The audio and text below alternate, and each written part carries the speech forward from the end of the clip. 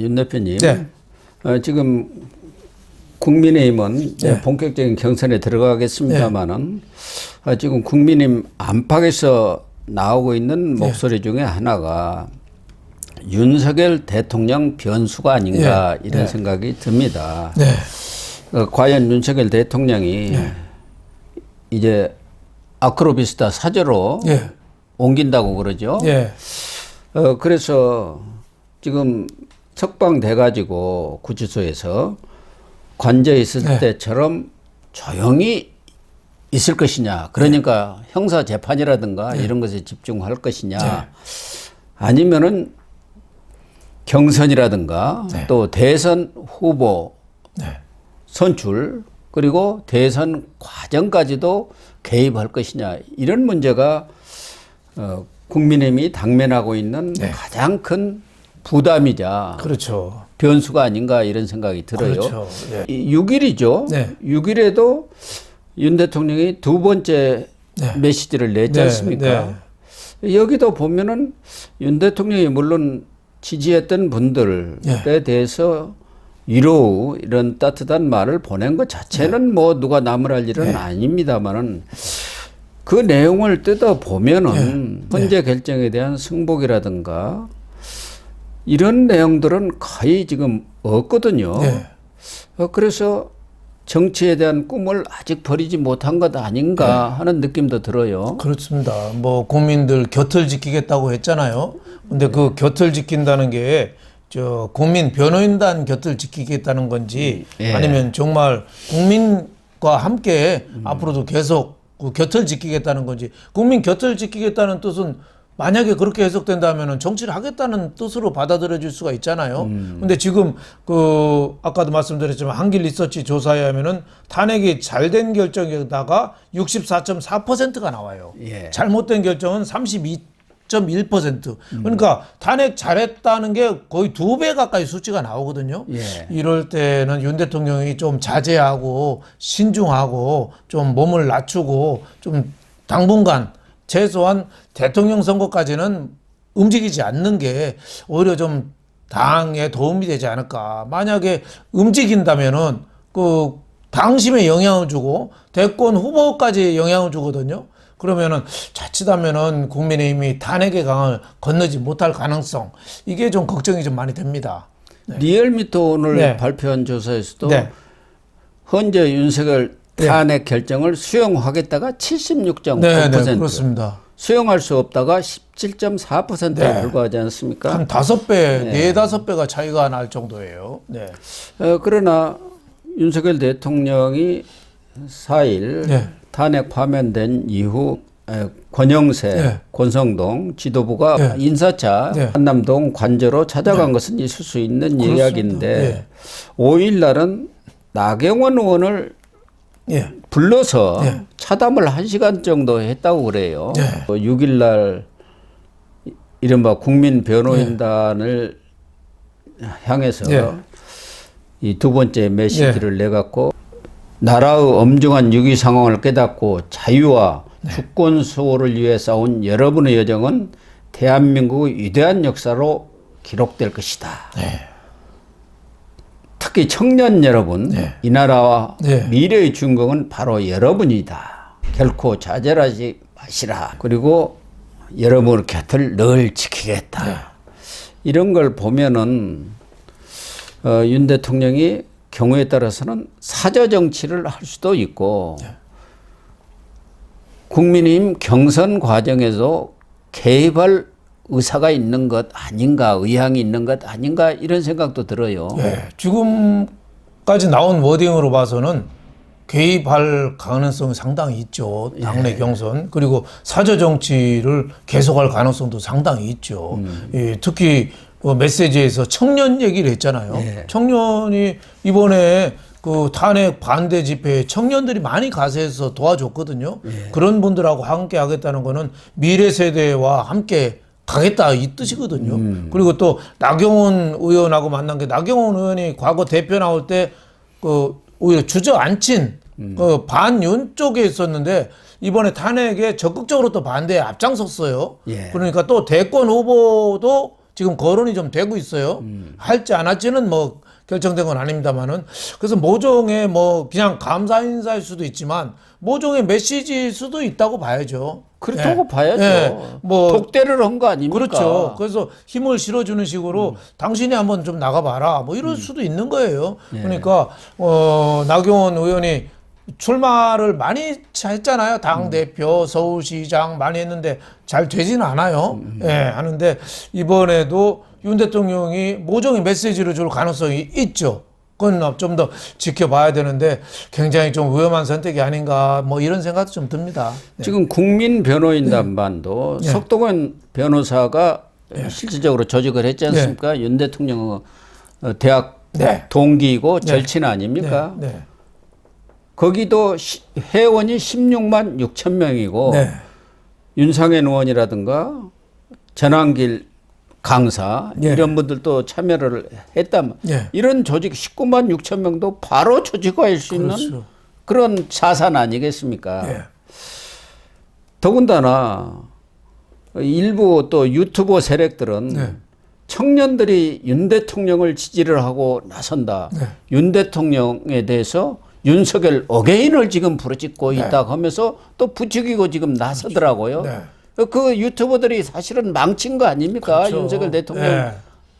그런 유튜버들하고만 통화를 하고 뭐 1시간씩 이상 하고 한남동 관저에 불러서 술 마시게 하고 뭐 그랬다는 거 아닙니까? 그렇죠. 일부 그 강성 유튜버들하고 뭐 해외 나가서도 계속 통화하고 이런 게 어떻게 보면 비상계엄이라는 이 잘못된 길로 간 그런 원인 중에 하나가 됐죠. 지금이라도 이런 사람들하고 좀 이렇게 결별해야죠.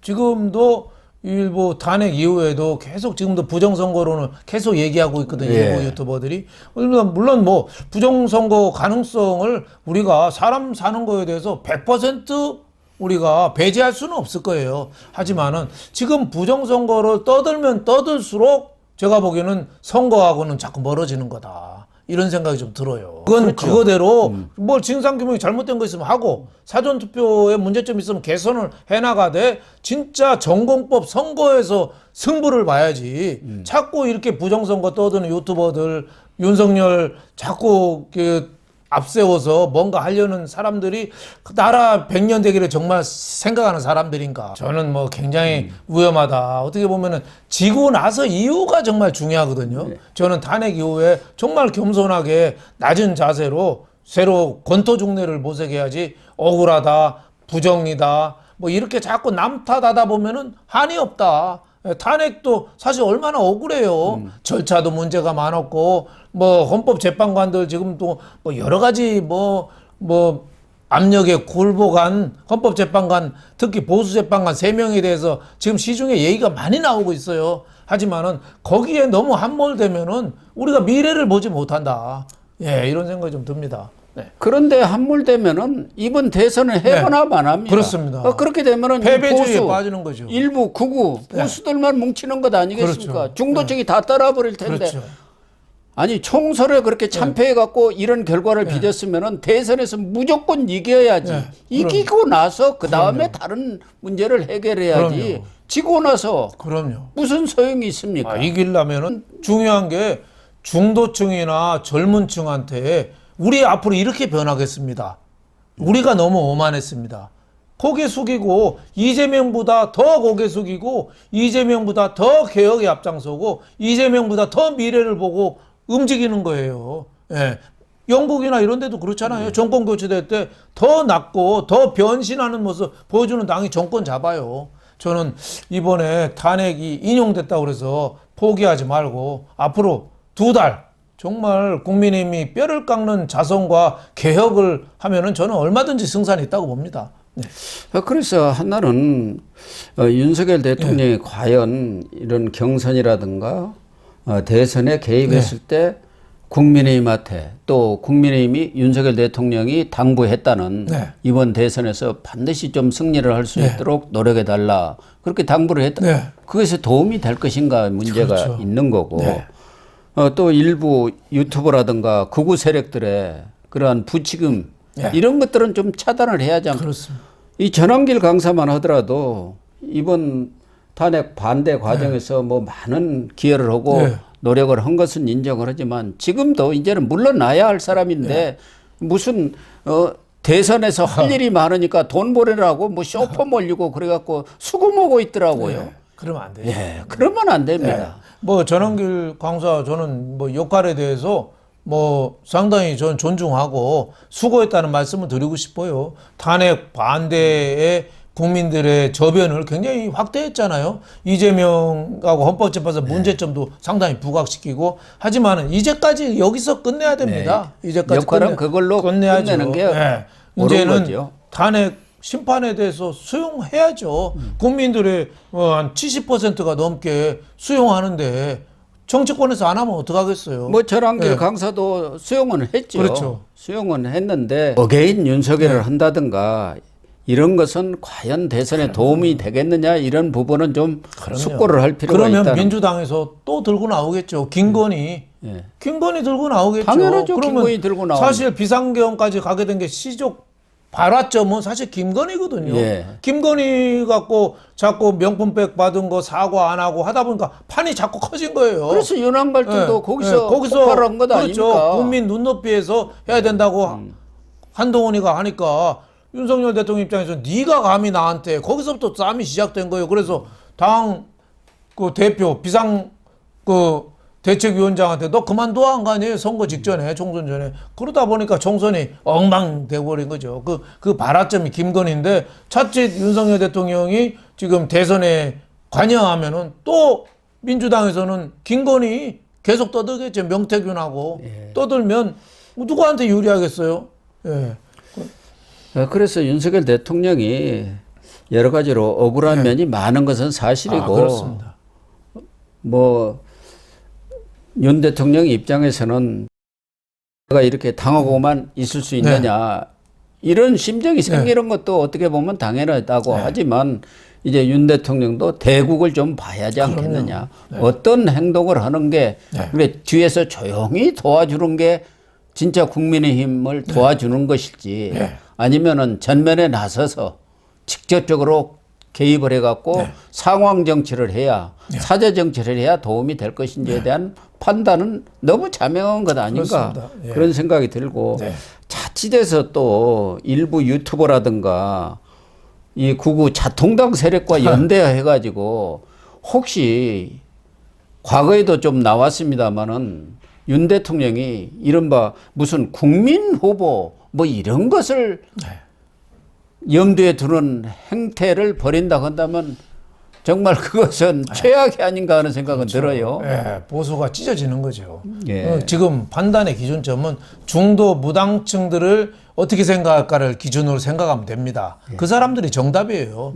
그래서 절대 무리한 생각을 좀 안 하고 자중자애하고 지금은 몸을 낮출 때다. 이런 생각이 좀 듭니다. 사실 윤 대통령은 이제 곧 형사재판도 1심이 이제 본재판이 시작되고 나면은 거기에 매달려도 사실은 여기서 내란 수괴로 판결이 나면은 무기징역 아니면 사형 아닙니까? 그렇죠. 사형 무기징역밖에 없습니다. 지금 헌법재판소에서 인용이 됐기 때문에 형사재판도 상당히 어떻게 보면은 긴장할 수밖에 없는 거죠. 그리고 또 이 12.3 계엄에 참여했던 군인들이 증언을 또 상당히 또 번복할 가능성도 또 있는 거예요. 현직 대통령하고 대통령 물러났을 때랑 또 다르거든요. 그럼요. 그래서 재판이 굉장히 중요한 거 아닌가 뭐 이런 생각이 좀 들고 뭐 명태균 법도 그렇고 윤석열 대통령 재판뿐만 아니라 김건희 여사도 지금 굉장히 중요합니다. 도이치모터스 같은 것도 도이치모터스도 대법에서 유죄가 확정이 됐잖아요. 관련자들이 어떻게 보면 지금 서울 고검에서 검사 고검에서 이거 재수사해야 되는 거 아니냐 뭐 이런 얘기도 계속 나오고 있어요. 민주당은 지금 내란 세계를 척결이라 해가지고 지금 오히려 강경하게 나오고 있지 않습니까? 그렇게 해야 길을 확 죽여버린다. 이거 아니겠습니까? 그렇죠. 그래서 김건희 특검도 다시 하자. 이렇게 지금 하고 있는 상황이란 말이에요. 이런 여러 가지 상황들을 잘 판단해갖고 노련한 정치력을 발휘해야 한다. 그런 생각이 듭니다.